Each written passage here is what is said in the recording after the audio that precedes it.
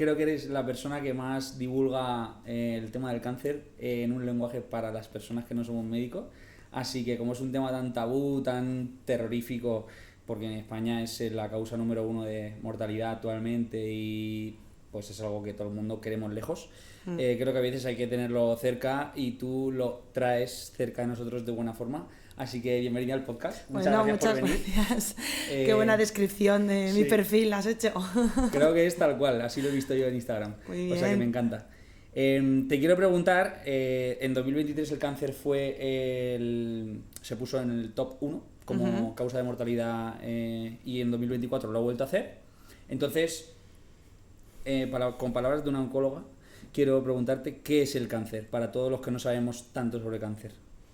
Bueno, el cáncer es una enfermedad que, como estábamos hablando antes de empezar, cuesta oír, cuesta digerir, porque da mucho miedo por cómo hemos visto que ha evolucionado el cáncer a lo largo de los años hasta ahora, ¿no? Es una enfermedad que realmente no es solo una, son muchas, porque abarca muchas patologías a la vez.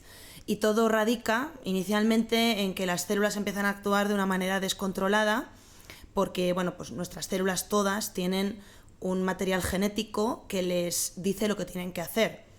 Una célula que está en el estómago sabe que tiene que secretar ácido gástrico para digerir. Una célula que está en el cerebro es una neurona y es para pensar, procesar, etcétera, ¿no? Entonces, toda esa información tiene que tener un orden.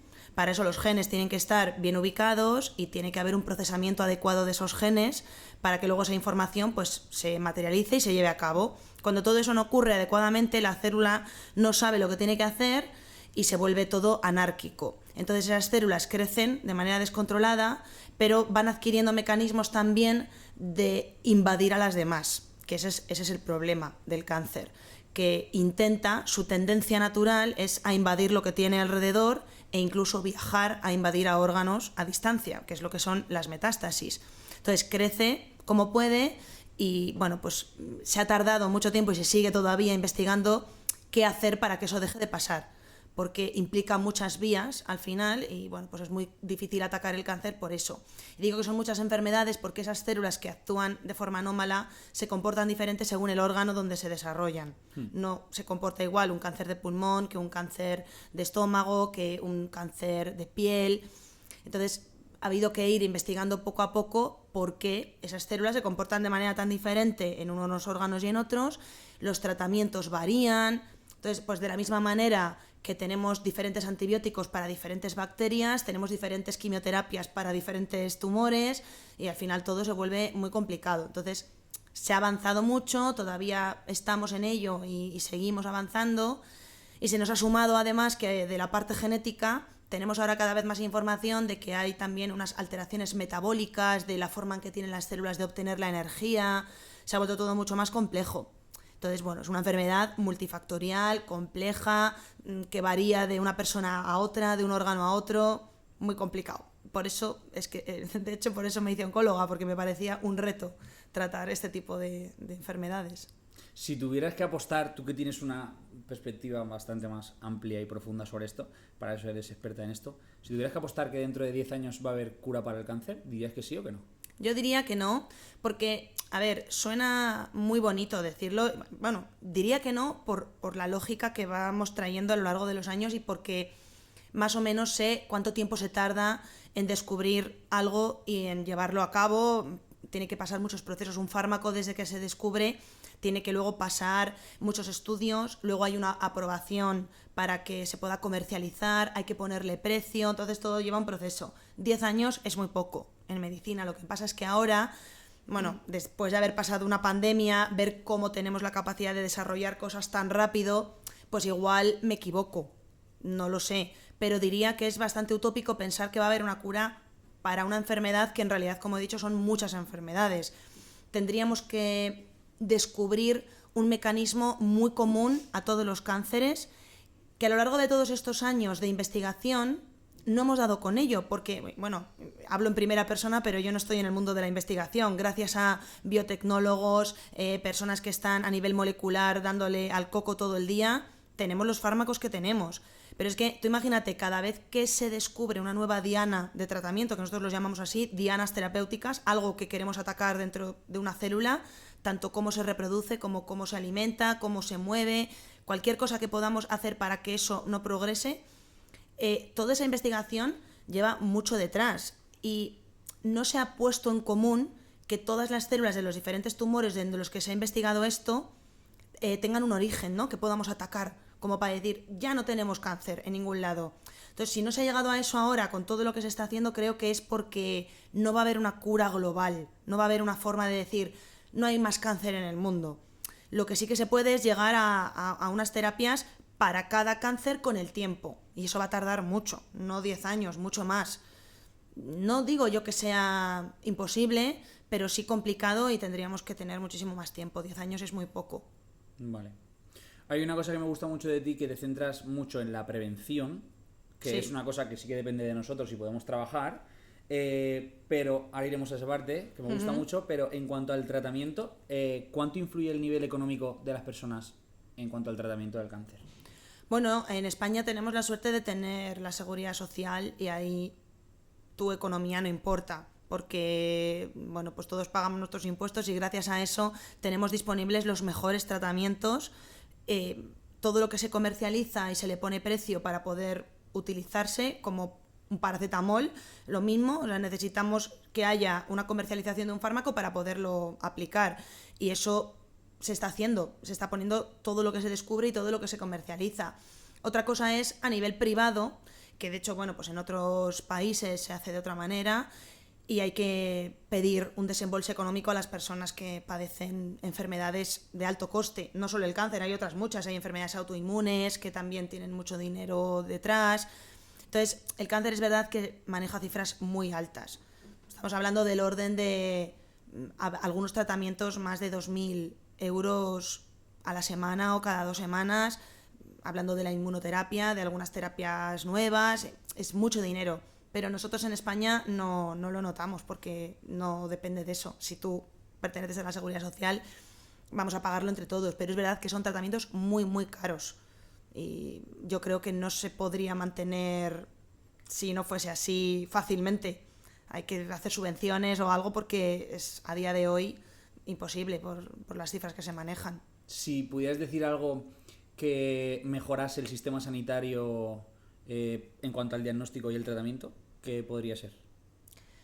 De la seguridad social, me refiero. Sí, es que realmente yo creo que sí que se está dando bastante prioridad al cáncer, porque iba a decir el tema de los tiempos de espera.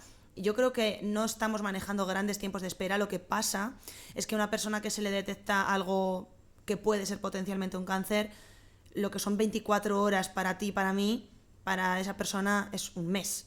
24 horas esperando un diagnóstico, una biopsia, un resultado, es como un mundo, ¿no? Pero realmente en cuestión de 2-3 semanas se suele tener el resultado de una biopsia. Los TACs, las resonancias, las pruebas de imagen en general no se tardan mucho en hacer, se da prioridad. De hecho, hay unidades de diagnóstico rápido que se destinan al tema oncológico y se les da preferencia. En cuestión de un mes puedes tener un diagnóstico hecho y un tratamiento iniciado. Claro, aquí el problema está en detectar que los síntomas que tiene esa persona tenemos que orientarlos a diagnosticar un cáncer y pedir las pruebas, porque igual vienes tú que eres una persona joven y das muchas vueltas hasta que un dolor de estómago acaban por hacerte una gastroscopia, porque lo más normal es que sea una gastritis y no hay que hacer nada, y toma omeprazol 2 semanas a ver si está todo bien. Y con esto no quiero alarmar a nadie, simplemente estoy dando un poco ideas de por qué se puede retrasar algo, no por el circuito en sí, sino porque hay que poner en marcha el circuito y alguien lo tiene que hacer, y eso tiene que ser un médico, un profesional sanitario que diga, pues oye, esto no me cuadra, hay que estudiarlo más profundamente. Pero una vez que entras en la rueda es bastante rápido, aunque se haga largo, y yo creo que de mejoría como tal, no, quizás la atención, el tiempo de atención, lo que necesitan los pacientes, hablar, lo que tú necesitas tiempo para explicarles. Ahí sí que habría que mejorarlo. En el proceso de lo que es el diagnóstico y el tratamiento, no. En el cara a cara en las consultas, 10 minutos por paciente es muy poco. Un poco de cariño. Sí, yo creo que más por ahí van los tiros de lo que... Y por eso creé también mi perfil y la divulgación en este sentido, porque los pacientes tienen carencias que hay que hacer saber y el sistema está funcionando un poco mal en ese sentido, yo creo. Hay cánceres que son como súper rápidos y agresivos y otros más lentos y que están como silenciosos en el cuerpo hasta que se descubren. ¿Cómo podemos tener un pronto diagnóstico de que tenemos cáncer para cogerlo a tiempo? Bueno, a ver, es que no es que sea el factor suerte, porque que un médico diga que las cosas son por suerte o por desgracia queda fatal, científicamente hablando, pero sí que hay un poco de eso en lo que te toca a ti como paciente, porque hay cánceres que dan la cara pronto porque dan la cara pronto.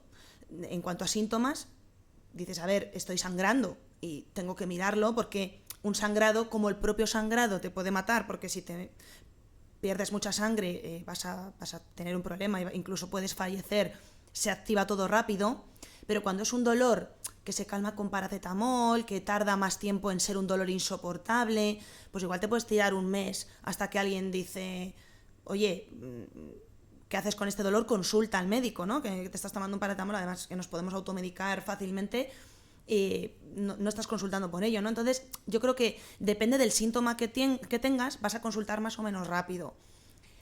Todo lo que se salga un poco de lo normal va a hacer que una persona vaya y consulte, ¿no?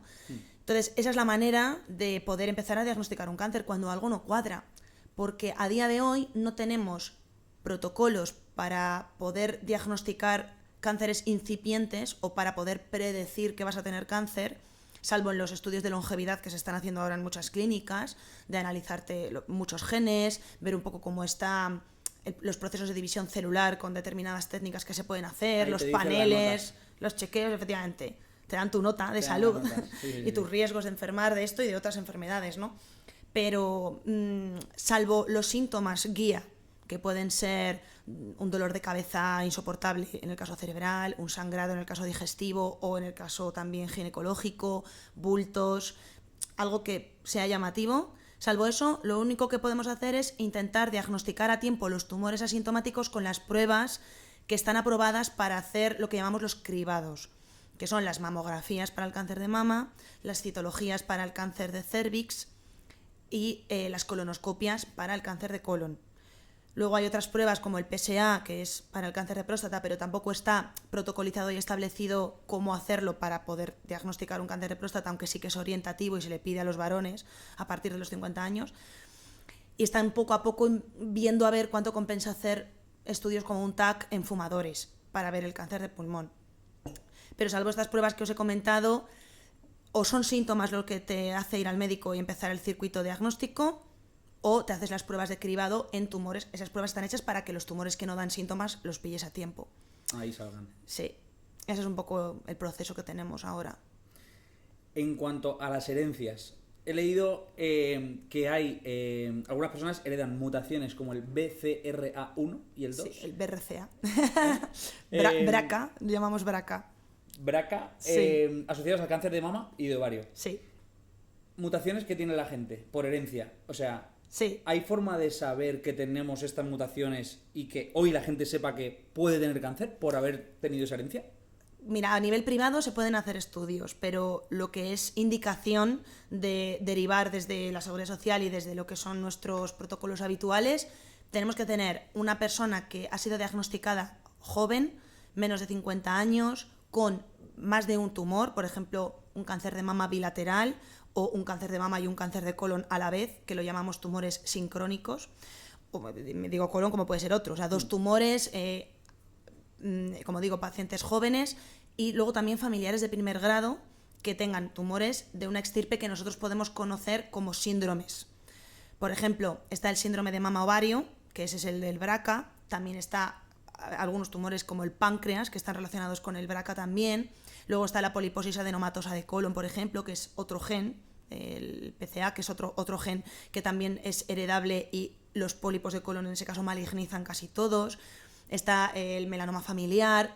Hay determinadas mutaciones que sí que se pueden determinar cuando ya has tenido familiares. Por ejemplo, luego, mira, se me viene también ahora a la cabeza el MEN, que son síndromes que son varios, tiroides, paratiroides, a nivel intestinal. Hay como, la verdad es que yo ahora a nivel genético también me pierdo mucho y siempre lo tengo que consultar, lo reconozco porque también hay que irse actualizando con lo que hay a nivel hereditario y genético. Siempre mandamos ante la duda a unidades de consejo genético. Pero la clave está en que haya como una coexistencia con otros familiares, edades tempranas y varios tumores. Eso es como un poco lo que nos hace a nosotros mandar a estudio genético. Si no, no tenemos como una forma de decir, porque hayas tenido un tumor X, a ver si es genético. No. Sí que es verdad que ahora, como hay algunos análisis que se tienen que hacer para elegir tratamientos, por ejemplo, en el caso del ovario y en el caso del páncreas, sí que estamos pidiendo el BRCA en el tumor, que hay que diferenciar lo que es una mutación dentro del tumor que nosotros podemos utilizar para el tratamiento, que un análisis de sangre, que son mutaciones que heredas. Lo que se analiza en sangre es lo que has heredado. Y el tumor es una mutación que tiene el tumor que a nosotros nos sirve como tratamiento. Como ahora hay algunas mutaciones del tumor que coinciden con mutaciones que son heredables, sí que se está tendiendo como a que aunque no tengas familia ni tengas nada afectado, te mandemos a un consejo genético para ver si es hereditario tu tumor. Pero eso es muy reciente. Hasta hace poco, no sé si se entiende un poco lo que planteo, sí. Pero hasta hace poco se hacía por esos criterios que te digo. Y sigue siendo muy poco probable que tengas un cáncer hereditario. En torno a un 10% no porque son un familiar hereditarios. haya tenido un cáncer, vayas a hacerte un análisis. No, porque volando, además, ¿sabes qué pasa? Asustado. Es que luego está el tema de la predisposición familiar sin un gen X. Si tú tienes, por ejemplo, varios familiares afectos de cáncer, que nosotros además siempre diferenciamos si ha habido una exposición a algún factor de riesgo como el tabaco. Yo cuando pregunto, ¿ha habido cánceres en tu familia? Y me contesta el paciente, pues sí, mi padre tuvo cáncer de pulmón. Pues yo le digo, ¿pero fumaba? Sí, mucho. Bueno, pues yo ya no lo tengo como esa persona tiene un cáncer esporádico, que es lo que nosotros llamamos como algo que llama más la atención, ¿no? Y te enciende la alarma. Pero si una persona me dice que ha tenido una tía con cáncer de mama, otra con cáncer de ovario, un familiar con un cáncer de tiroides, otro familiar con un cáncer de colon, seguramente, aunque yo le mande estudio genético, de hecho muchas veces pasa, da negativo, porque las mutaciones que nosotros conocemos con herencia que prácticamente, no 100%, pero un 90% te van a provocar un cáncer, dan negativas, pero hay una predisposición familiar. Ahí nosotros decimos que hay herencia no diagnosticada, pero sí que hay predisposición. En los casos de, ahora que has dicho lo del tabaco, sí, los casos de la típica persona, bueno, o el típico dicho que todos hemos escuchado, yo por lo menos lo he escuchado, no fumaba, hacía deporte, vida sana, y ha cogido un cáncer y se murió. Eso, ¿qué pasa, tío? O sea, tú que trabajas tanto en la prevención, sí, pues... está claro que no se puede buscar justicia, ¿no? En esto, pero ¿cómo puede pasar eso? Está llamando mucho la atención, de hecho, la tendencia en gente joven a tener cáncer ahora, porque, bueno, de hecho, para el cáncer colorectal ha sido muy llamativa la cifra de los pacientes menores de 50 años que están siendo diagnosticados de cáncer de colon. También el cáncer de mama cada vez se ve en pacientes más jóvenes y se hacen estudios genéticos en estas personas por la edad, lo que te comentaba, y da negativo. Y efectivamente muchos de ellos tienen una vida aparentemente sana. Yo aquí sigo pensando que hay todavía herencia que no está estudiada. Entonces, claro, si tú tienes genes sin conocer que te están provocando una predisposición, no lo vas a relacionar con algo genético y eso se te quita, ¿no?, del pool de herencia y sigue siendo baja la probabilidad de que tengas cáncer hereditario, pero hay más mutaciones que se van a descubrir, seguro. Y la gran problemática, que esto es muy interesante y se habla poco de ello, es la herencia, que se está haciendo ahora mucho estudio sobre esto y se empezará a publicar, la herencia que nosotros tenemos a ser más sensibles a los factores ambientales para que dañen nuestras células. Ahora se está viendo que tú puedes heredar una mayor predisposición al daño por estrés, al daño por el tabaco, al daño por la polución, por los disruptores endocrinos. Y eso es muy interesante porque eso explicaría por qué hay una mayor sensibilización de algunas personas y no de otras. De hecho, todo el mundo habrá escuchado lo de mi abuelo se murió con 85 años y fumando 2 cajetillas y no le pasó nada. Como un roble. Claro. Pues porque biológicamente esa persona a los factores externos tenía más resistencia y no tendría nada genético. Pero claro, esa es esa persona. Pero ¿no crees también que hay más? O sea, aparte de que el cáncer es una enfermedad del cuerpo, muy bien, sí, pero ¿no crees que también hay un gran porcentaje del estilo de vida, entorno, ecosistema en el que estamos ahora, o yo así lo veo por lo menos, hay mucho más sedentarismo, claro, obesidad, a eso me consumo de refería. alcohol, Sí. Me estoy refiriendo a ese tipo de herencias porque realmente estamos provocando que el cuerpo humano esté expuesto a una situación que no debería estar y estamos como hackeando de manera negativa nuestra biología. Entonces, claro, estamos como viendo que generación tras generación heredan nuestras generaciones inferiores una situación que no sabe manejar su organismo bien. Y esa es esa predisposición a que los factores externos les afecten más. Y esos factores externos son lo que tú comentas, el estilo de vida. De hecho, volvemos al paciente joven que aparentemente tiene una vida sana y da un estudio genético negativo. No digo que luego me llueven las críticas de que haya que meter miedo, de que culpabilizo luego a las personas. No, yo solamente informo de lo que la gente puede prevenir. No culpabilizo a nadie de que tenga un cáncer. De hecho, lo primero que digo a las personas que vienen a mi consulta es: no voy a buscar la causa de tu cáncer ni quiero que te sientas culpable por nada de lo que hayas hecho, pero necesito ahondar un poco en qué es lo que te ha pasado, porque si no lo modificamos vas a seguir exponiéndote a ese riesgo. Claro. Entonces, cuando ahondas en eso, te das cuenta de que no vivían tan saludablemente esas personas. Igual no estaban teniendo en cuenta lo poco que dormían, sumado al estrés, alguna afectación emocional encubierta, una alimentación que ahora se podría considerar saludable y no lo es, porque claro, nos venden cosas que son sanas y luego no lo son. Cuando mira la etiqueta. Claro, y es que, no sé si tú estás conmigo, pero yo sí que veo que ahora, a nivel de que la divulgación ha crecido mucho, la gente se está volviendo más consciente, pero cuando no teníamos las redes sociales, que serán buenas para una cosa y malas para otra, pero para esto me parece que son buenas, a pesar de que luego hay mucha sobreinformación, pero por lo menos a la gente le das que pensar, pero es que antes era lo que nos decía la tele. Y si la tele decía que los cereales para los niños es bueno porque tienen... Claro, y porque la leche tiene calcio, además de otras muchas cosas que le han metido a los batidos, etcétera. Al final nos han vendido una publicidad muy engañosa y tú ibas al supermercado, y todavía lo sigo viendo, y ves la compra de la gente y dices, pero no se da cuenta de que tiene 80 millones de aditivos lo que está comprando, pero en la etiqueta te pone bueno para tus huesos. Es brutal. Claro, entonces eso ahora está cambiando un poco, pero igual llevamos muchas generaciones haciendo un estilo de vida un poco tóxico sin darnos cuenta, junto a la predisposición individual de cada persona. Y yo creo que eso está teniendo realmente mucho impacto y es la clave de lo que está pasando. En cuanto a la prevención, tengo varias preguntas que hacerte que son muy del día a día y que nos tocan a todos y me parecen muy interesantes.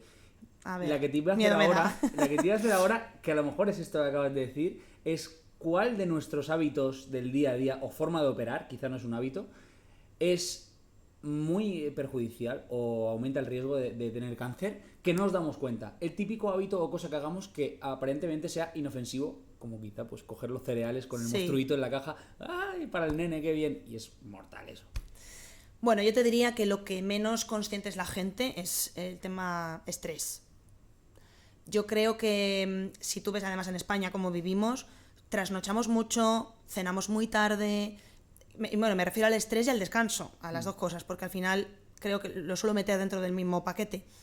Pero somos cada vez más hiperproductivos, estamos a tope. De hecho, mira, yo misma hoy he hecho 3 cosas en 2 horas, rápidamente me he venido, tal. Y eso luego lo integro como parte de mi estilo de vida, como algo normal, ¿no? Pero hay gente que es muy heavy, lo que se sobrecarga, sumado además a los problemas emocionales de pareja, que ahora hay muchísimos, a nivel familiar.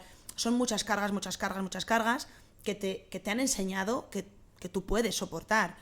Entonces no te planteas que eso no le corresponde a tu cuerpo y es un daño muy silencioso. Yo creo que ese es el principal, que ya sé que no os lo esperabais, pero es ese. Sumado al tema del descanso, porque ¿cuántas veces te has ido a la cama a las 2 de la mañana porque te has ido a tomar algo con los amigos, porque te has quedado viendo una película? Yo un montón de veces, y sobre todo de joven. Ahora ya soy más consciente y lo hago mejor, pero tengo días también en los que no descanso bien.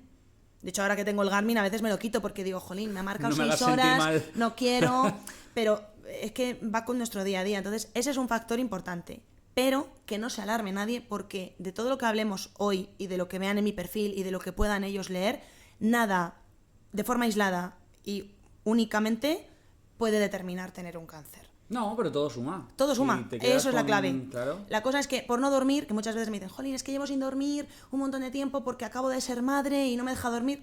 ¿Vale? Es que todo el mundo hemos pasado por... Bueno, yo no todavía, espero pasar por ello más adelante, pero nuestras madres han pasado por eso, hay épocas, no pasa nada. El problema es que eso se sume a otra serie de hábitos que al final hay que ver qué puede controlar cada uno. Y no hace falta que cambies tu vida radicalmente, simplemente que seas consciente un poco de todo lo que te puede hacer daño e intentar mejorarlo lo más que puedas. Pero nada en concreto aisladamente te va a provocar un cáncer. Hay una cosa que a mí por lo menos me toca de cerca porque me encanta la playa, vivo en Alicante, me encanta bucear y estoy mucho en la playa. Y hay un hábito que puede estar mal hecho, a todos nos gusta estar morenos, ir a la playa puede ser. Y te quería preguntar, ¿cuánto influye tomar mal el sol en tener cáncer? Pues mira, yo ahora vuelvo a Australia a hacer un proyecto de oncología integrativa que estoy muy contenta de volver porque me encantó ese país, pero cuando fui la primera vez fui a estudiar los melanomas, a estudiar cáncer de piel. Y allí el problema que tenían es que el índice ultravioleta siempre es muy alto y están muy acostumbrados a hacer actividades al aire libre. Entonces yo lo que veía allí son top en melanoma, porque es el cáncer más frecuente allí y porque han investigado un montón, tienen grandes unidades para tratar el melanoma, pero sí que vi que había muchas personas en torno a los 50, 60 años que no habían cuidado su exposición desde jóvenes y que entonces ahora tenían un melanoma o un cáncer de piel. Y eso es única y exclusivamente por la exposición solar extrema. Entonces, con eso te respondo. Directamente es dañina la exposición solar sin cuidado. Ahora, de ahí a tener una fobia al sol, tampoco es. Fobia al sol no, la pregunta es, al que le gusta la playa, ¿qué Sí. tiene que estar? ¿Metido debajo de la sombrilla? No, ¿O puede estar máximo una hora aunque te pongas crema de 50? Bueno, mira, lo de estar en la playa vuelta y vuelta, yo no lo llego a entender, aparte de que yo no soy capaz porque soy hiperactiva y yo me tumbo al sol y digo, dame unas palas o dame un paseo o me meto al agua, me salgo, me voy a tomar algo. Yo no entiendo lo de darse la vuelta y vuelta, estás ahí. Y en el solarium tampoco lo entiendo. Bueno, pero eso es lo que no está bien. Hombre, si tú vas a la playa y te proteges y evitas las horas punta porque no hay que irse con la sombrilla a comer a la playa, además es un coñazo, se te llena la comida de arena, hace calor, es que yo no lo entiendo. Vete a un restaurante, descansas y luego vuelves si quieres. A las 6 de la tarde, cuando el atardecer empiece luego, tal, que es súper bonito, ¿no? O sea, hay cosas que son un poco irracionales y las estamos haciendo porque mola ir a la playa. Las horas punta hay que evitarlas. Entonces, desde las 2 de la tarde, 12, hasta las 4, vamos a evitar el sol. El resto del tiempo, pues es verdad que en las épocas de verano, julio y agosto, que la incidencia del sol es muy alta, puedes estar en la playa con protección.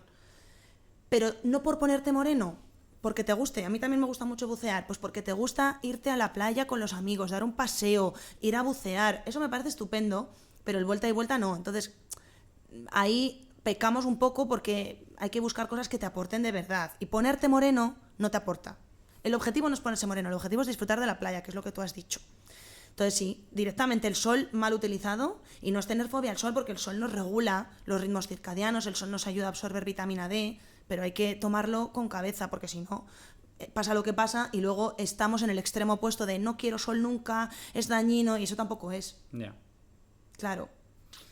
Hemos hablado antes sobre la alimentación y entiendo que un superalimento no hay que esté, quizás sí, y ya pues vamos directos todos a comprarlo, pero No, ya spoiler no. más que eso, te quiero preguntar cómo debería ser nuestra lista de la compra para que vaya un poco acorde, aparte de por una buena salud, al cuidado de pues eso, de prevenir el cáncer. Pues mira, me gusta que digas además lista de la compra porque yo a mis pacientes, bueno, no soy dietista nutricionista, así que legalmente no puedo hacer menús, que muchas veces me preguntan, pues dame un menú. Para eso hay que derivarlo a un nutricionista, que efectivamente son los que mejor nos van a hacer los menús, las dietas y las pautas.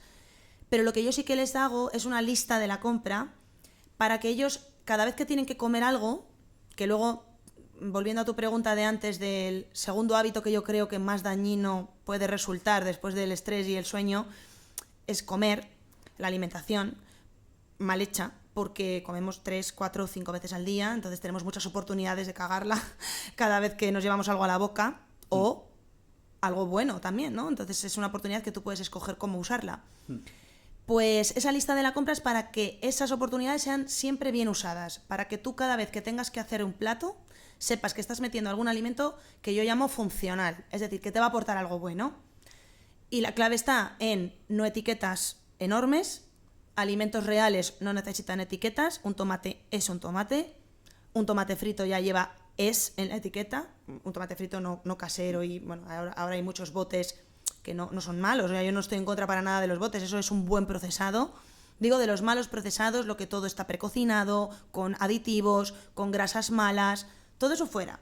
Eso no debe de estar en la lista de la compra de nadie.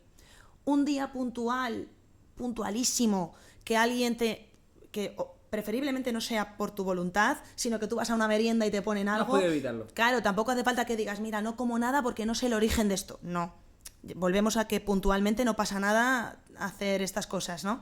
Pero si tú puedes elegir, elige bien.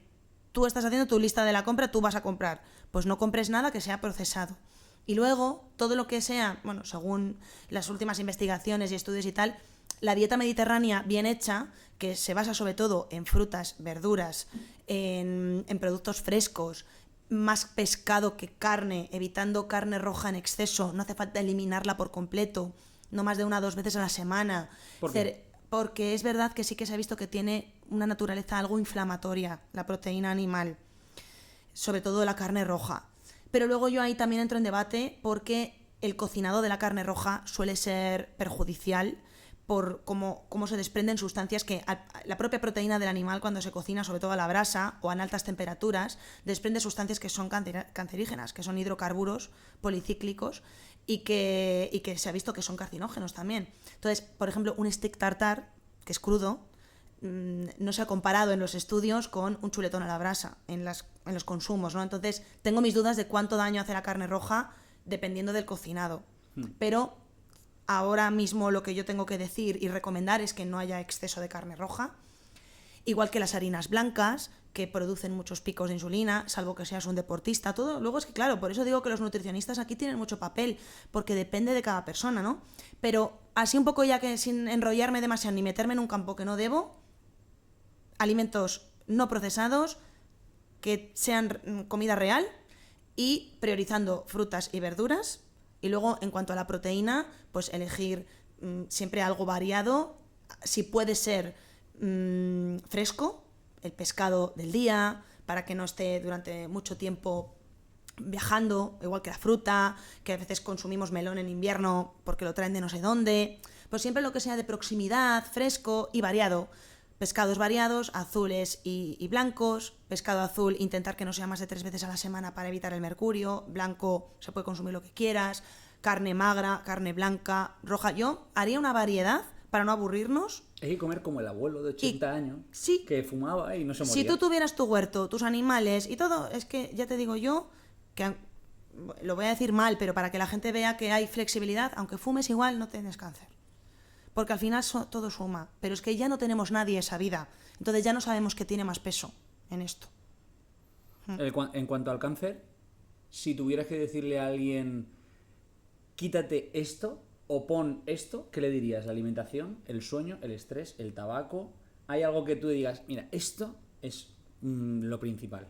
¿O todo importa casi un poco por igual? Sí, yo paso palabra.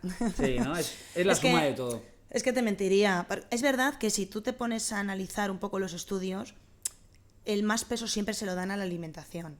Porque quizás yo creo que es verdad que ahora menos, pero ha habido muchos errores nutricionales a lo largo de muchos años, ¿no? De todo esto que hemos hablado, sobre todo por la publicidad engañosa, la industria alimentaria ahí, pico y pala, para intentar en su propio beneficio engañarte, porque a la industria alimentaria no le importa tu salud, ni lo más mínimo, ¿no? Pero bueno, no, esto es algo que es multifactorial. De hecho, yo siempre digo que hay gente que siempre viene diciendo, ¿qué tengo que comer? No, espera, ¿haces ejercicio? ¿Duermes bien? ¿Vives a tope? Me da igual que comas bien. Si tú estás estresado al máximo, está demostrado que la absorción de nutrientes se disminuye, hay un catabolismo con pérdida de masa muscular por muchas proteínas que tú tomes, aunque hagas ejercicio, luego no se genera el músculo por la noche, y el músculo es salud. Podemos hablar luego del ejercicio, pero no diría que hay un factor solo, porque todos están interrelacionados y es como una mesa que se queda coja. Podríamos decir, incluso añadiendo a esto, el contacto con la naturaleza y las relaciones sociales. Se está viendo el gran impacto, que yo creo que tiene un poco que ver también con el tema psicológico, ¿no? Pero se está viendo el gran impacto que tiene a nivel de salud y a nivel de células y a nivel molecular el estar solos, el no tener contacto con la naturaleza, el estar todo el rato encerrados regulándonos con la bombilla en lugar de con el sol. Es brutal. Incluso la nutrición también ahora se está viendo como, por ejemplo, comer al aire libre absorbes mejor los nutrientes que encerrado en casa. O sea, es que es tremendo. A mí todo esto me encanta. Cómo nos autodestruimos sin darnos cuenta. Pero todo se acerca al perfil del abuelo, ¿eh? ¿Te imaginas al Sí, abuelo sí. comiendo ahí en el postecito de su casa? Literalmente. Al sol? De hecho, mira, yo soy de un pueblo, bueno, yo no soy de un pueblo comparado con Madrid, soy de Palencia. Bueno, madre mía, quien sea de Palencia y haya oído la palabra pueblo, me refería a que mi ciudad parece un pueblo al lado de Madrid, ¿no? Es con Palencia, con P, que siempre señalo con P, 80.000 habitantes, pero yo cuando voy ahí siempre flipo, tío, porque es que yo me fui de allí porque quería la gran ciudad, porque me aburría y yo necesito estímulos y yo estaba feliz de estar en Madrid, y luego te das cuenta de que la gente allí vive como el abuelo y están más saludables porque además no quieren el estrés, huyen de Madrid. Yo, todos mis amigos que se han quedado allí, un saludo para quien me escuche, no quieren la ciudad grande. Dicen qué estrés, qué caos. La mayoría con su huerto, o si no lo tienen ellos, lo tienen sus abuelos, lo tiene su familia. Las actividades son ir a pescar cangrejos, ir al monte. Te quiero decir, cosas muy naturales y muy sanas. Aquí es verdad que yo estoy muy feliz en Madrid, pero la mayoría de quedadas son para ir de cañas, para cenar. Todo gira en torno a una mesa. Lo de la naturaleza es complicado porque siempre está petada la montaña. Hay menos conciencia de eso, hay más conciencia de hiperproductividad, todo rápido, contaminación, coche para arriba, coche para abajo. Entonces el estilo de vida es muy diferente. Y en esos otros sitios más rurales, que en mi caso no es rural, es una ciudad, pero lo comparo un poco, es que no tiene nada que ver. Lo de que dices tú del abuelo es tal cual. Allí está demostrado que en esas zonas, bueno, si te paras a mirar las zonas azules, estas están de moda, que son lo de las zonas más longevas, un sitio que está por ahí en Cerdeña, por ahí en el Polo, tal. En la India hay un montón de sitios donde la gente es súper longeva. Todo el mundo vive en torno a la naturaleza, con alimentos naturales. El mundo moderno es el que nos está haciendo daño, realmente. Antes de ir a otras cosas, te quería hacer la última de la alimentación. El azúcar, que todos sabemos que es horrible, ¿cómo juega con el cáncer?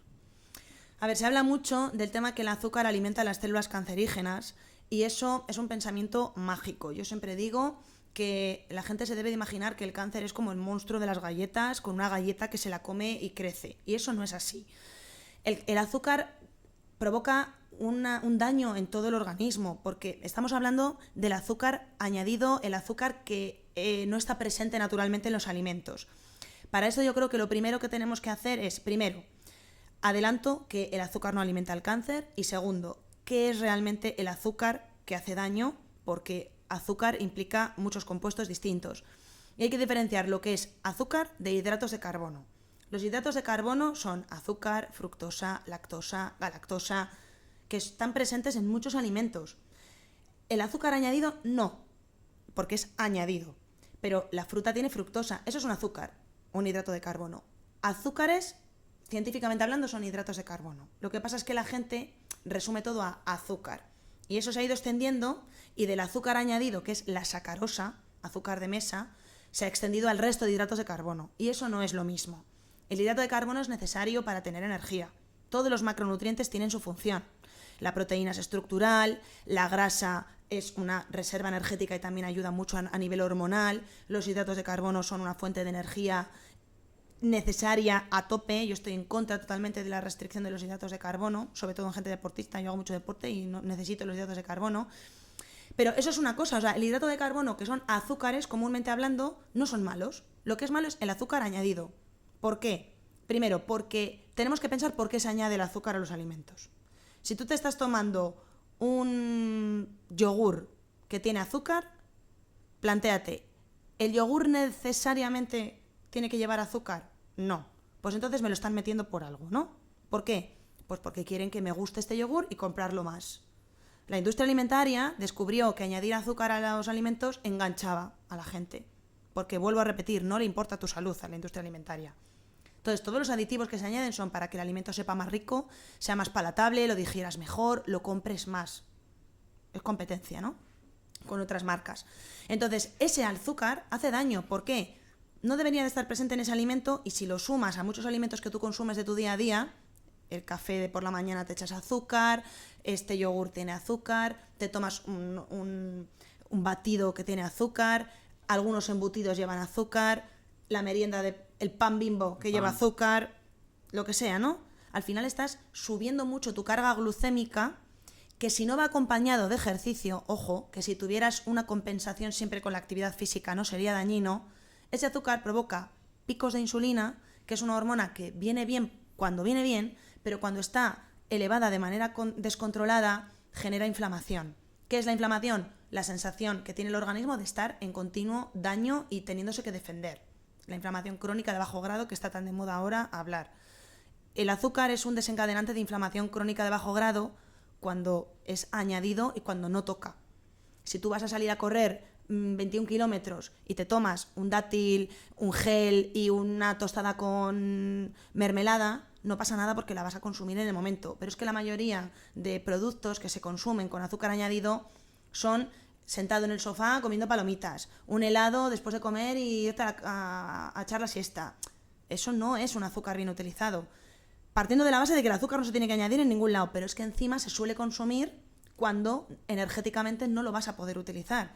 Entonces ahí sí que se genera un estado de inflamación, un estado de daño que se ha visto que metabólicamente tiende a dañar a las células. Por eso de que decíamos de que la teoría genética del cáncer ahora también se ha visto que hay una parte metabólica. Pero no porque el azúcar alimente al cáncer, sino porque genera un entorno favorable para que el cáncer se pueda desarrollar igual que lo pueden hacer otros factores. No sé si se entiende. Sí, sí. No es directamente te alimento, sino genera un entorno igual que lo puede hacer La alimentación otro tipo. es un hábito más. Sí. Total. En cuanto a la mente, aparte del cuerpo, ese lado de yo cuando tienes un problema, que el cáncer es un problema, un problemón terrorífico, sí. Está la persona que lo afronta, se hace responsable y lo afronta, y la persona que busca excusas, ¿no? O lo deja un poco más ahí. La persona que lo afronta para mí es la que tiene actitud y la que, no sé, se lo toma diferente, ¿no? Como que va... No te lo puedes quitar, aunque claro, no te lo puedes quitar aunque quieras, pero mi pregunta es, en la parte mental, esa parte mental de todo está en la mente, de actitud, esa parte espiritual, ¿ayuda a curarte del cáncer? Pues bueno, a ver, curar como tal depende un poco de qué enfermedad tengas, porque si es una enfermedad muy avanzada, por mucho que tú tengas actitud, es verdad que el tratamiento de quimioterapia te puede ayudar, la actitud te puede ayudar, pero no podemos hablar de una curación. Está claro. ¿Vale? Pero vamos a hablar un poco de lo que puede ser salvable, ¿no? Sí que hay estudios que han visto que, por ejemplo, antes de una cirugía, fuera del cáncer, cualquier cirugía, la actitud cuenta. Y eso lo hemos visto en películas, pero es que es verdad. Si tú entras a un quirófano con una buena actitud, supuestamente tu organismo va a responder mejor. Y eso se ha demostrado científicamente. ¿Por qué? Porque no activas mecanismos de estrés que lo que hacen es debilitar tu cuerpo más. Cualquier enfermedad es un estrés. Tú estás enfermo de cualquier cosa y eso ya se considera un estrés al organismo porque se tiene que defender para sanar. El cáncer es un estrés multiplicado por 4 o 100 o lo que sea, no lo sé, pero mucho. Entonces el cuerpo está defendiéndose todo el rato. Si tú ahí le sumas una actitud estresante, le estás quitando todavía más a ese cuerpo para poderse defender.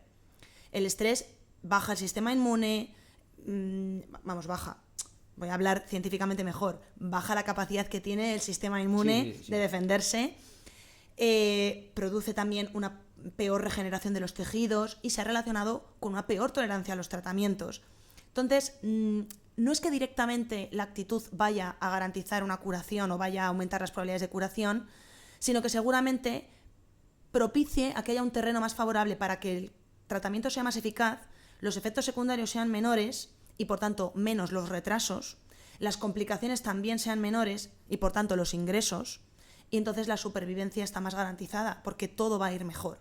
Eso sí, y la actitud ahí cuenta muchísimo porque yo veo muchos pacientes que tienen una actitud muy negativa y el tratamiento no sabemos muy bien qué pasa ahí. Yo creo que es todo ese mecanismo de estrés y de ansiedad que se genera, que se vuelve más tóxico y tenemos que hacer más parones. También hay menos ganas de cuidarse. Esos pacientes no tienen ganas de comer mejor, de moverse, de dormir. Están peor en general. La actitud es clave. No para curar directamente, pero sí para aumentar las probabilidades de que todo salga mejor. Para llevar el camino. Sí. Tú que estás con un montón de pacientes y te has escuchado las 1001 historias y los 1001 casos, ¿cuál es la mentira que más nos contamos sobre nuestra salud? ¿Qué tú dices? Pero tío, ¿tienes alguna que se repita? O pues eso, que tengamos que afrontar, que tengamos que decir, oye, no hagas esto, tío, que sabes que es malo y lo ves repetido en diferentes pacientes. Yo no sé si es una mentira, pero sí que es una venda en los ojos que nos ponemos. Y yo diría que a vivir peor, entre comillas, porque la gente piensa que vivir bien es los placeres de la vida actual, ¿no? Entonces, vivir bien por ejemplo, ¿tú qué dirías que es vivir bien? Pero sinceramente, no sí, porque sepas que estamos hablando de esto. No. Yo la verdad que nunca pienso en tener ni cáncer ni ninguna enfermedad o como que voy huyendo o haciendo las cosas porque no me llegue. ¿Pero qué es para ti vivir bien en cuanto a estilo de vida? Estilo de vida es tener tiempo, tener una parte de tiempo libre que me permita disfrutar de la vida, que para mí pues es hacer planes con mi chica, viajar cuando puedo, pasar tiempo con mis padres, mis amigos, cuidarme porque me gusta ir al gimnasio, no sé, las cosas que me gustan hacer en mi tiempo libre y en mi tiempo de trabajo estar con ilusión, motivación y en algo como esto que estamos haciendo, este podcast, que siempre esté con esa vibración alta de me levanto y quiero hacer esto, aunque todos vamos a hacer cosas en nuestro día a día que no nos gusten, por supuesto. Sí. Pero que tanto en el trabajo como en mi vida de ocio o libre, llámalo libre, esté en vibración de voy a hacer esto, y ahora voy a hacer esto, y ahora voy a hacer esto, con ilusión, con ganas. Eso para mí es calidad de vida. Y vivir bien en el sentido de comer bien, por ejemplo, o sea, para ti el placer, por ejemplo, de tener una alimentación que te satisfaga. La hostia. Yo considero que como bien, porque aparte me lleva Sergio. ¿Y disfrutas de comer sano? Me encanta comer sano. Bien. Pero porque esa parte me gusta de sabor, me gusta. Vale, ¿y te gusta hacer deporte? Me flipa. Vale, porque tienes integrado que algo que es bueno para ti lo disfrutas, ¿no? Lo disfruto haciéndolo y disfruto y sé, o sea, soy consciente de cómo repercute eso en mi día a día, en mi forma de estar hablando contigo ahora, en mi forma de mi posición corporal, en mi forma de afrontar un problema, el deporte. Pues la venda en los ojos o la mentira que yo quería decir es que ese tipo de mentalidad que tú me estás contando es lo bueno, lo que hay que tener como vivir bien, pero para la gente muchas veces vivir bien es el mínimo esfuerzo posible, porque todo lo que te den hecho, mejor. Cuanto menos te muevas, mejor. Cuanto menos esfuerzo te suponga algo, mejor. Buscar la comodidad, para mucha gente buscar la comodidad es vivir bien. Y con la alimentación lo mismo, para mucha gente todos los días llegar a casa y tener una comida rica, aunque tenga todas las es del mundo en la etiqueta, pero le gusta, es fácil, lo cocina en 2 minutos, tiene tiempo luego para seguramente mirar el Instagram y no hacer nada productivo, porque es lo que pasa ahora, pero para mucha gente vivir bien es caer en las redes de la vida moderna que nos han vendido, de estar haciendo cosas que son más para un robot que para un ser humano. Y entonces eso me cuesta mucho, que hay mucha gente que no lo entiende. Y es como, a ver, si estamos buscando este producto para hacer la comida hoy, ¿por qué compras este bote? Anda, porque tú lo abres, lo echas y ya está, y es muy rico. Digo, pero si no cuesta nada triturar el tomate, tal, anda, que no hace falta. Tal. Vendan los ojos. Oye, que llevamos todo el día aquí, vamos a salir a pasear. Buf, hace mucho calor, pero si es que hay que moverse un poco, que si no nos vamos a quedar aquí con el culo plano. Nada, mañana. No ve la gente, no hay placer en eso. Yo pregunto, pero si yo estoy necesitándolo, ¿por qué tú no? Porque es que yo necesito para yo vivir bien, no tengo el concepto de vivir bien si no hago esas cosas. Mal. Claro, no es que me sienta mal por culpabilidad, sino porque biológicamente me falta algo, ¿no? Me falta el deporte, me falta comer bien, cuando voy fuera y como mucho tiempo fuera, lo noto. Y hay gente que tiene interiorizado que eso es vivir bien. Incluso hay gente que dice que su mayor placer es fumarse un cigarro con una cerveza. Eso puede ser un placer puntual para compartir con amigos y todo lo que tú quieras, pero no puede ser tu estilo de vida. Porque si tú quieres que sea tu estilo de vida, te vas a autoengañar. Por mucho que tú quieras, te va a pasar factura en algún momento. Y no tiene por qué ser un cáncer. Va a ser un problema cardíaco, un problema pulmonar, un problema intestinal, lo que tú quieras, pero no puedes asumir y ponerte esa mentira o esa venda en los ojos que la vida no pensada para el ser humano, tú en concreto la vas a llevar bien. No. Disfruta de una vida saludable, que es lo bueno para ti, y entonces no estarás engañándote y estarás viviendo acorde tu biología y tu naturaleza. Eso es lo que creo un poco que está pasando ahí en la sociedad, como el tema ese de las mentiras. Yo creo que el tema de los podcasts y toda esta comunicación libre que ahora todo el mundo tiene acceso, ya desde hace un tiempo, ¿no? Viene muy bien porque yo con el paso de los años he visto como, joder, ¿cómo no he hecho esto antes? Pero porque tampoco lo sabía. Claro. Y ahora sí que lo sabes. Y yo digo, si una persona vive así, como tú dices, de cervecita, no me cuido la alimentación, no entreno, o sea, todo lo que hemos dicho, pero hecho mal, están en un ritmo de actuación, o llámalo como quieras, tan bajo que simplemente con salir de esa ignorancia, que primero tienes que querer salir, pero tener el conocimiento y por lo menos probarlo, se notarían un cambio tan brutal de decir, oye, cuídate 3 meses la alimentación, el deporte, baja un poco el estrés, cuídate el sueño, tal, y sigue manteniendo tu vida. O sea, más o menos de tómate la cervecita el viernes y el sábado, pero, ¿sabes? Un poquito, no dejes de ser tú, que no sea una cárcel, pero métete un poco aquí. Mira lo que... Es que te cambia entero y saldrían de así. Sí, y de hecho yo muchas veces me encuentro a personas que te vienen preguntando por un suplemento mágico o una fórmula mágica, lo típico, ¿no? Del Ozempic ahora para adelgazar, las dietas milagro, ponte en forma en 3 semanas, yo qué sé, un montón de cosas que te venden y que la gente cae en eso, porque tienen mucha más facilidad la humanidad a lo fácil y lo cómodo, es que eso es así. Pero tú tienes que tener una mentalidad más a largo plazo, porque tienes que decir, sí, ahora, para este momento, para este mes, me va a venir bien esto, pero me va a venir bien para dentro de 10 años, y es lo que nos cuesta, pensar que las decisiones que estás tomando ahora van a repercutir en tu futuro. Y claro, lo de ya cruzaremos ese puente, pues está muy bien, pero es que igual luego no lo puedes cruzar, porque está roto y te dicen que tienes un diagnóstico muy malo. Ya no llegas. Claro, y el tema de los suplementos y todo esto, yo muchas veces digo... Mira, primero, demuéstrame que estás haciendo un buen estilo de vida. Dime que comes estos alimentos bien, que haces deporte, que descansas. Porque si tú tienes esa base, yo ya me meto con los suplementos. Porque es que si no, si te vas a refugiar en un suplemento y vas a seguir haciendo las cosas bien, vas a tirar el dinero y te vas a autoengañar y no estamos haciendo el trabajo bien. Estás tirando el dinero en el suplemento y en mi consulta. Es un extra. Claro, eso es un extra. El estilo de vida es la clave. Y ser consciente de ello, lo que tú decías, ahora... No digo que haya que poner un puñal en el cuello a la gente y decir, deja de vivir así porque te estás matando. No, pero por lo menos dar la información sobre qué pasa y las consecuencias y tú eliges. Que no sea porque nadie te lo ha enseñado y te lo han avisado. Porque anteriormente igual no había tanta información de lo que consumíamos, lo que impactaba el sueño, la importancia de la masa muscular. Pero es que ahora que se sabe todo, si no lo estás haciendo, que no sea porque no te estamos informando. Claro. Y tomas tú la decisión. Siempre, cada persona es dueña de sus actos. Y hasta donde quieras llevar el cambio, pero oye, que claro. Si cambias un poquito por haber escuchado esto de ti, dices, joder, pues de puta madre. Sí, de mí o de un montón de divulgadores que hay ahora, que sí que es verdad que luego en tema de salud quizás llega a haber un punto de sobreinformación, que la gente se vuelve muchas veces loca de el huevo sano, o no, o la carne, o tal, o suplementos sí, suplementos no. Al final eso es otro tema, que podríamos dar largo ahí. Pero hay información, loco, claro, hay información. Sin volverte loco, tú te escucho a ti, escuchas a... Y tú ya por hay lo menos tienes una noción de, oye, pues igual 25 huevos al día, pues no me voy a comer, más que nada porque me falta tiempo, pero si me como 4 o 6 huevos al día, pues no pasa nada. Y el sentido común sigue prevaleciendo ante todo. 20 cigarros seguro que es malo. 4 huevos o 6, pues tío, cómete los que quieras. Sí, al final hay cosas que igual no tenemos que incidir tanto con respecto a lo que es verdaderamente importante. 2 preguntas tengo sobre 2 cosas diferentes.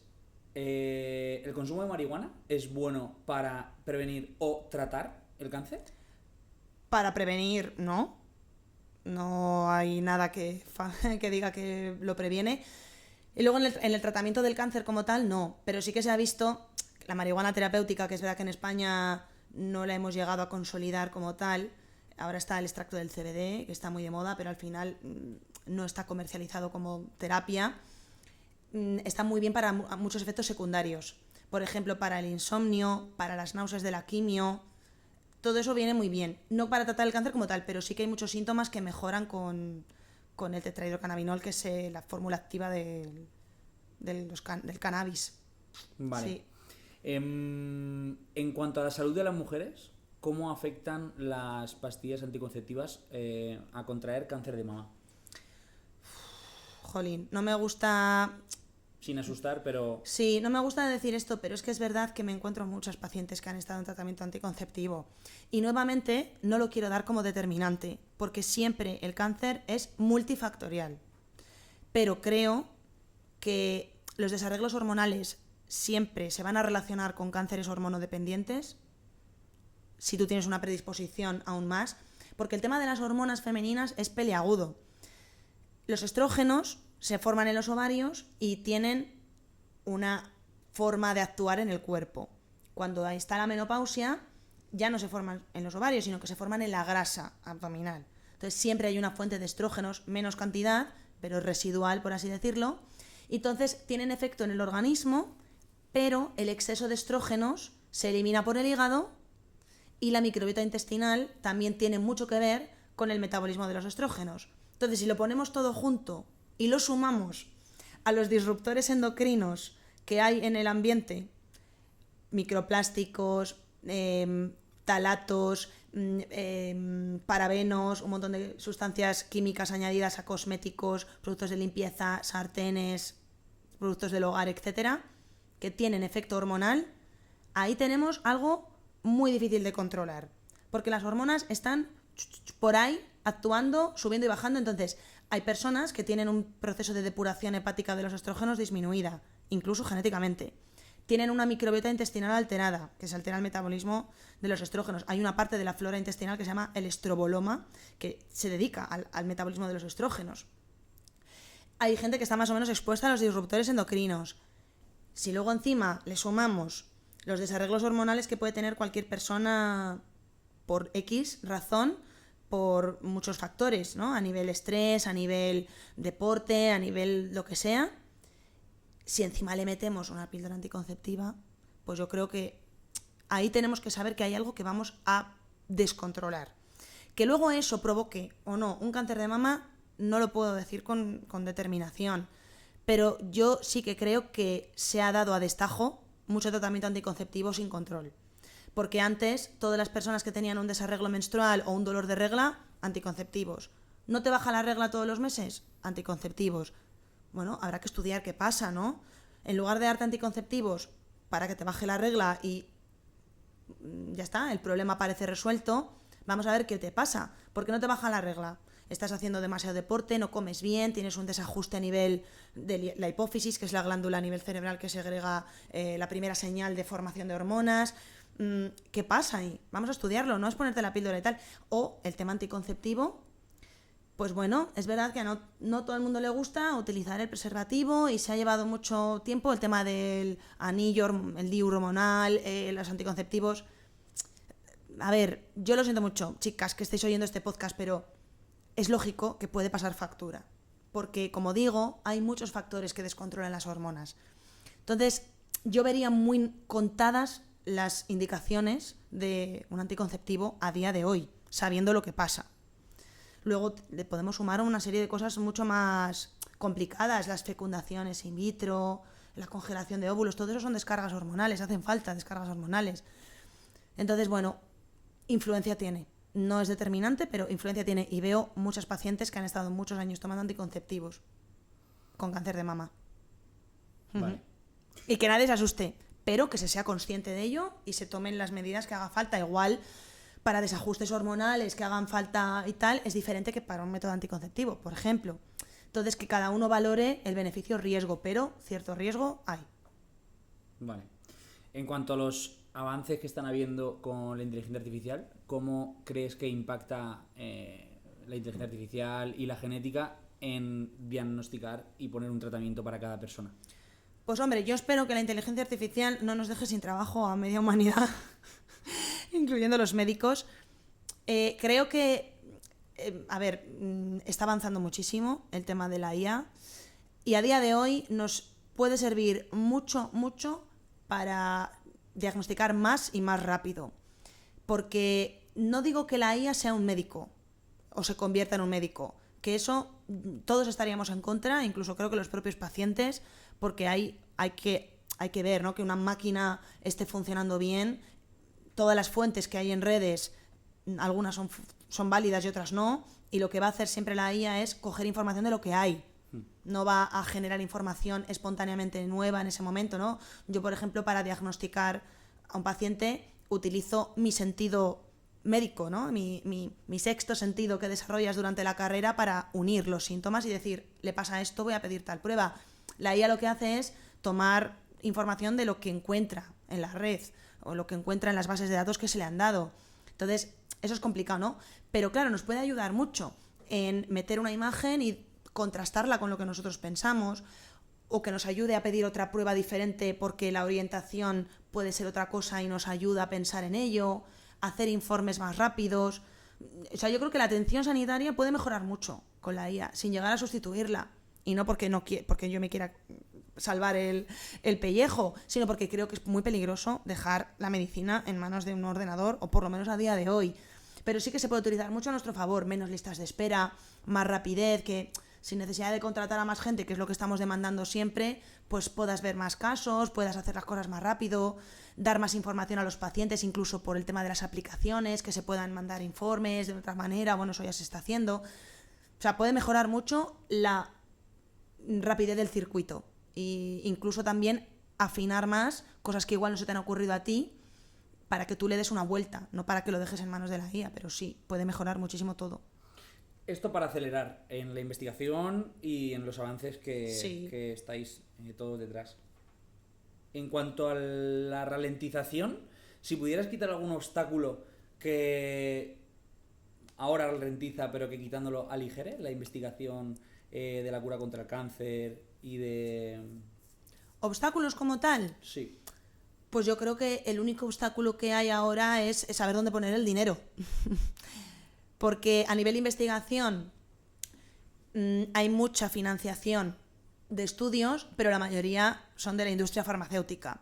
Entonces, creo que al final no se destina tanto fondo público a la investigación neutra, no dirigida para que una farmacéutica pueda sacar un fármaco, que eso es lo que la mayoría de los estudios están destinados ahora. Eso por un lado, a nivel de investigación, el soporte que se tenga que dar a nivel económico, y luego el soporte a nivel preventivo. O sea, por eso las preguntas que me has hecho van orientadas mucho al tema de tratar el cáncer y tal, y no veo grandes carencias en eso, porque la rapidez a la que se están haciendo las cosas es muy buena. Los procesos diagnósticos, los procesos de evolución tecnológica, molecular, etcétera, para poder encontrar terapias son muy buenos. Y yo creo que falla mucho la prevención. O sea, la prevención es un mega obstáculo, porque lo que nos está provocando es más enfermedades, no prevenir. Y no creo que sea éticamente correcto que todos nuestros recursos y nuestra energía vayan destinados a tratamientos y no a cortar una enfermedad tan dura como esta, cuando hay muchas cosas que se pueden hacer a nivel preventivo. Como echar balones fuera, ¿no? Bueno, no echar balones fuera, sino poner el foco en las consecuencias de algo que se puede tratar desde la causa. Y yo creo que a nivel preventivo hay muy poca campaña, hay poca inversión en educación en colegios, en centros sanitarios, en cuanto a pacientes, a profesionales, sobre todo en tema de estilo de vida, en tema de alimentación, ejercicio, descanso, todo eso se habla poco. Entonces, de hecho, todavía a mi consulta vienen muchas personas diciendo que le han preguntado a sus médicos qué pueden hacer en ese sentido y les han dicho que yo veo prevención y veo tratamiento. O sea, a mi consulta vienen muchas veces también personas que quieren prevenir porque tienen familia que han tenido cáncer o porque les da miedo sin más, ¿no? Y me llena de orgullo que haya gente que diga, jolín, quiero prevenir, porque lo de ver las orejas al lobo y ponerle solución en el momento corriendo es lo que decíamos antes, de a nivel de ahora, lo que haga, me da igual ya cruzar ese puente. Y luego, a veces cuesta cruzarlo. Entonces, jolín, Luego creo igual ya que... no depende de ti. Claro, es que creo que tiene que haber unos pasos previos que no se están haciendo y eso es un gran obstáculo luego a la hora de coger las enfermedades a tiempo, que sean más débiles los cuerpos para poder luchar contra la enfermedad. No sé, yo creo que ahí sí que hay que hacer más trabajo. ¿Hay algún caso milagroso que tengas siempre como en mente que valga la pena, o sea, que valga la pena contarlo, que valga como esperanza para alguien que ahora tenga cáncer? Pues yo en mi consulta sí que he visto muchos casos de personas que estaban teniendo muchísimos efectos secundarios con la quimioterapia, tenían analíticas desastrosas, con defensas muy bajas, tendencia a las infecciones y tal, y mejorando su estilo de vida y con suplementación han tenido unos ciclos con una calidad de vida brutal y muchísimo mejor. O sea, es decir, a nivel de efectos secundarios he visto muchas cosas. He visto también evoluciones de tumores que se salen de los libros cuando se modifica el estilo de vida, en cuanto a que viven más, se recuperan mejor. Pero no he tenido casos milagrosos de decir, esta persona tiene una enfermedad que predeciblemente la evolución iba a ser horrible y luego ha sido genial. No he tenido casos de esos, pero mejorías con respecto a la media y salirse de los libros, muchas. Sí que puedo mencionar Odil Fernández, paciente oncológica que también es gran divulgadora en redes sociales y yo también he colaborado mucho con ella por el tema de la suplementación y tal, que también tiene su propia marca de suplementos. Es una médico estupenda que tuvo un cáncer de ovario metastásico y ella cuenta cómo modificando su estilo de vida se quedó sin lesiones, con quimioterapia obviamente y todo su tratamiento oncológico en regla, pero hacía un montón de deporte. Vamos, ella lo cuenta además de... Estaba destrozada por la quimio, pero me iba a escalar. Un saludo desde aquí a Odil, que es fantástica su historia. Qué bueno. Y lleva un montón de tiempo libre de enfermedad. 10 años, por lo menos, o más. Y eso es un caso milagroso. Entonces, no me lo he encontrado en mi consulta, pero algún día me lo encontraré. También depende mucho de la capacidad del cuerpo de autosanar, del sistema inmune de cada persona, de la fase de la enfermedad en la que estás, el tipo de tumor. Los tumores pueden ser muy agresivos independientemente de que tú hagas las cosas bien, pero sí hay formas de evolucionar mejor que la media o incluso casos milagrosos como este de Odil. Tengo una pregunta que hacerte porque como te centras tanto en la prevención, y me parece de puta madre, porque Sí. es lo que todos podemos hacer y ahí no hay excusas, te quiero preguntar qué es lo más fuerte que una familia te ha dicho en consulta o has vivido con una familia en consulta para... Quizá no tienes un caso del que te acuerdas que tienes clavada, pero igual sí.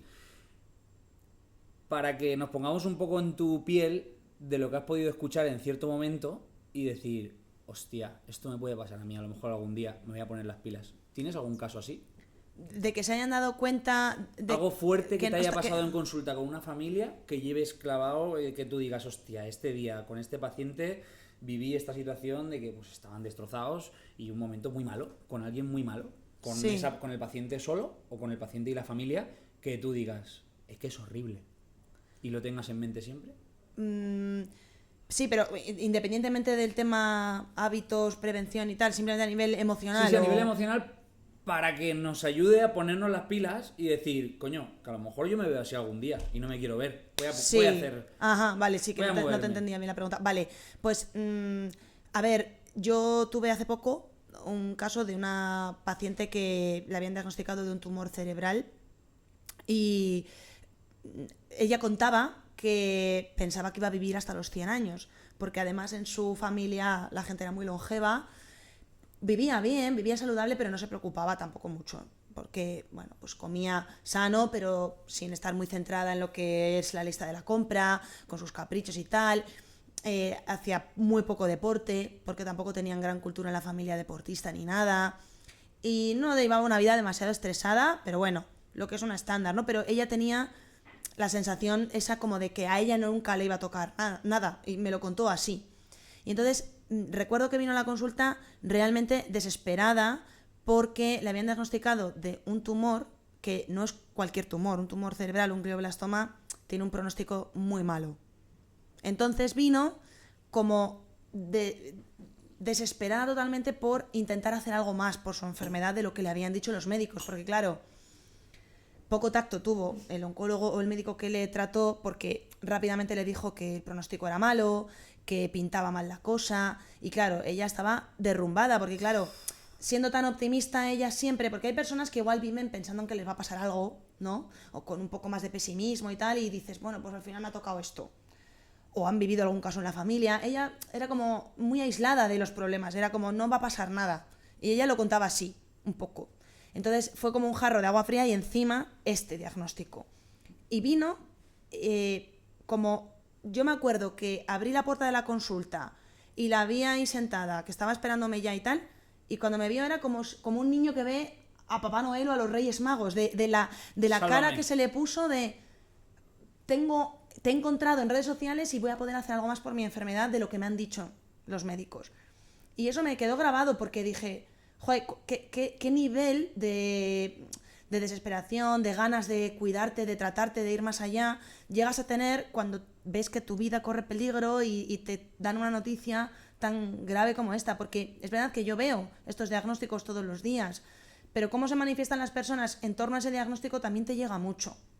Y hay muchas personas que lo llevan muy mal, pero hay otras personas que te choca mucho un poco también la trayectoria de vida que han tenido y de repente lo que les ha pasado y empatizas mucho.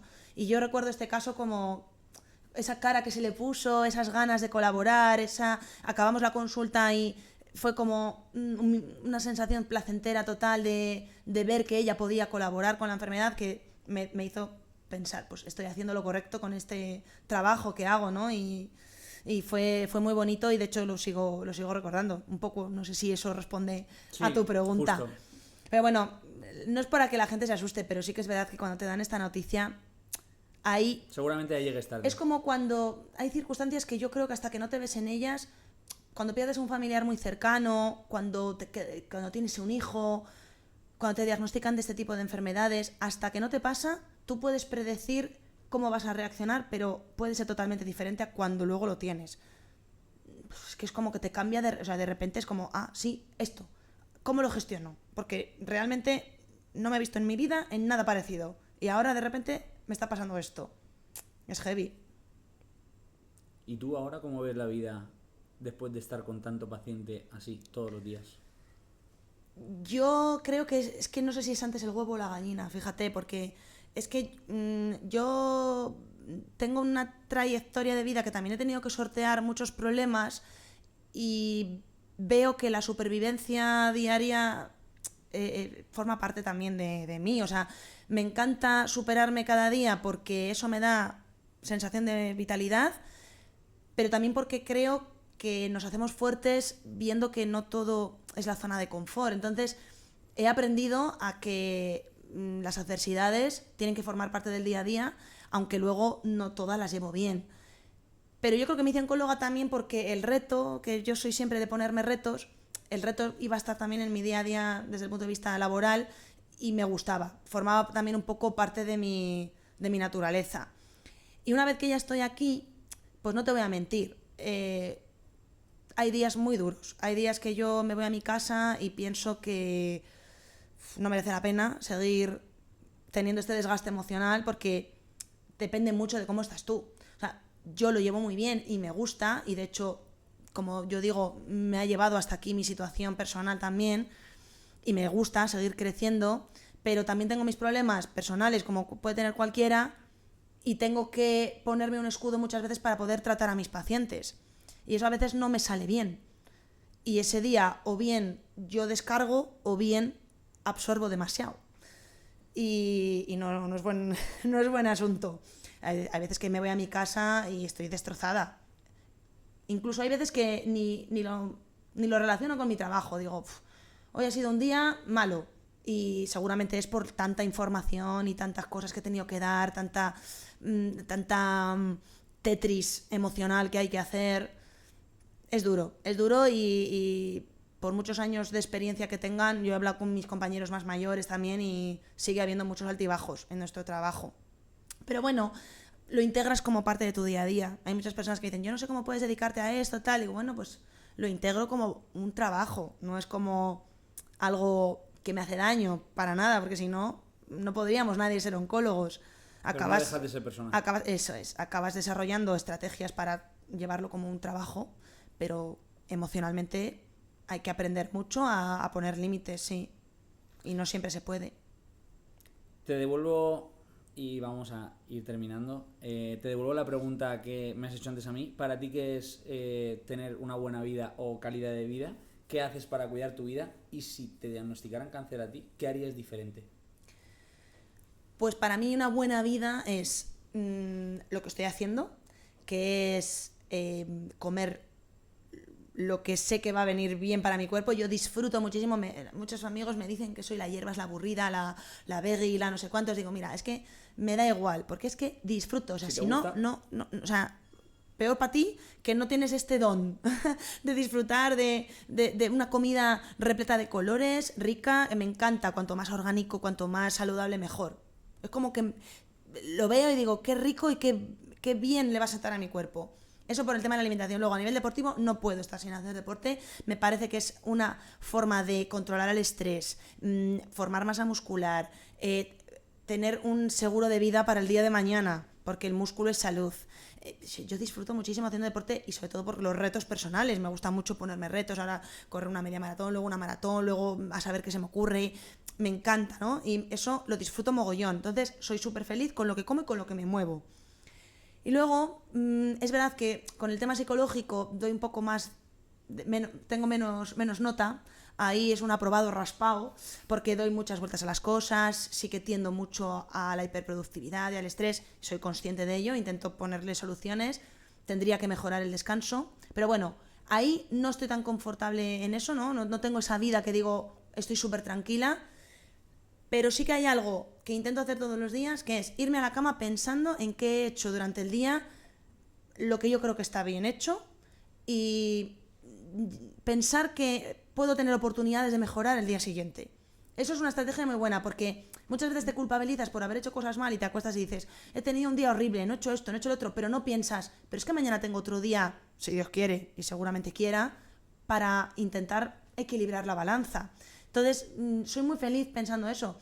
Y si tuviera cáncer a día de hoy, creo que hay algo que, como digo, que siempre he flaqueado, le daría menos importancia a cosas de la vida que no la tienen. Estaría como mucho más pensando en la gente que de verdad importa, la gente que digo yo de tarro pequeño, que son los que siempre están ahí, no aquellas personas que no les importas y acaba importándote su opinión. Intentaría tener pues un talante mejor en el trabajo, en lugar de intentar sacar todo adelante como ahora, sintiéndolo una obligación casi, llevarlo como mucho más al terreno de trabajo para comer y no porque tenga que ser hiperproductiva, que muchas veces también peco en eso es. Entonces intentaría gestionar un poco más el tema de lo que de verdad es importante, porque creo que tendría que aprovechar mucho mejor los años de vida que me quedan. Pero ya lo estoy intentando hacer desde ya, o sea que tampoco vería gran cambio. Creo que sería solo esa pequeña cosa, que bueno, no es muy pequeña, pero el resto de cosas estoy bastante satisfecha con que las mantendría prácticamente igual. ¿Estás haciendo los deberes? Sí, creo que sí. Y por eso lo divulgo y transmito un poco lo que hago, porque creo que me gusta transmitir esa sensación que yo tengo de estar haciendo las cosas bien. Yo creo que lo haces muy bien y llegas a mucha gente y de una forma muy de calle dentro de los conocimientos que tienes, lógicamente, pero que nos haces entenderlo muy bien y eso mola mucho, porque nosotros no tenemos tus conocimientos, ojalá. Bueno. Así que lo haces muy guay. Y la última pregunta que te quiero hacer es, ya que llegas y vas a llegar a mucha gente y cada vez más, ¿cómo te gustaría que te recordara la gente? Pues como una médico que ha intentado cambiar las cosas, que ha intentado dar voz a los pacientes, que ha empatizado mucho, quizás demasiado a veces, y que si el día de mañana la medicina vuelve a ser un poco como era antes, de tener la naturaleza a nuestro favor, de desmitificar un poco todo lo que nos ha metido en la cabeza la industria alimentaria, la vida moderna, que los médicos fueran más conscientes de la prevención, de lo que los pacientes pueden hacer por su enfermedad, de intentar bajar también a un lenguaje un poco más comprensible, que el objetivo también de la consulta no sea solo dar el diagnóstico y poner un tratamiento, sino que el paciente se vaya bien a su casa, que forme parte también del plan. todo eso sería un poco como mi objetivo, ¿no? Entonces, si lo logro conseguir, me gustaría que me recordaran como la que lo ha conseguido y si no, como la que lo ha intentado. Muchas gracias por venir. Y Nada, espero que vosotros. vuelvas porque me ha encantado tenerte aquí. Muy Muchas bien, gracias. y a mí también me ha gustado.